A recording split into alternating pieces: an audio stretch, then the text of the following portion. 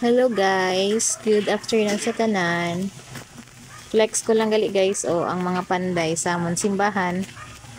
Ga panday sila subong. Ah, nag-agi pa nga pili ka. Uya ako mag-video sila guys nga gina-video ko gid sila so giamo ko na lang niya. By the way guys, sa amon simbahan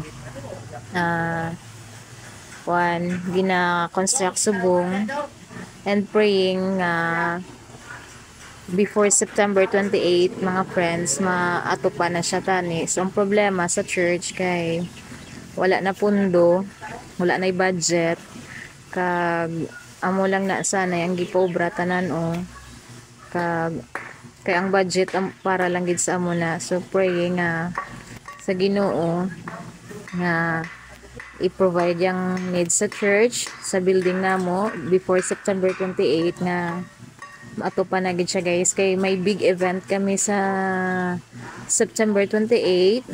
Actually ano na siya, women conference sa Negros, Hall Negros Occidental diri sa amon. So kami ang host kag diri sang Sunday ang president sa women Hall Negros kag nakita niya nga kuan amon simbahan gina-construct pa kag praying nga kay gusto gid sa president sang women guys nga diri gid i-held sa church.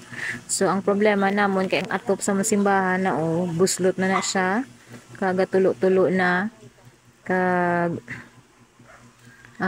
mangita kami tan isang lain nga venue pero naghambal ang president namon sa women nga mas nami gid sa church kag trapalan lang kuno. So pero depende guys kung anong will ni Lord. May pila pa ka months before September 28. Ang budget gali guys ang atop na guys naa sa mga 250,000.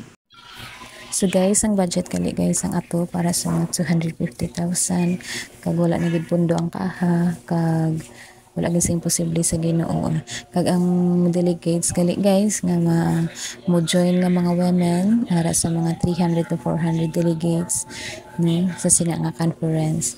So dili lang ko tabang ako no video mga friends. Thank you and God bless. Salamat sa paglantaw. Bye bye.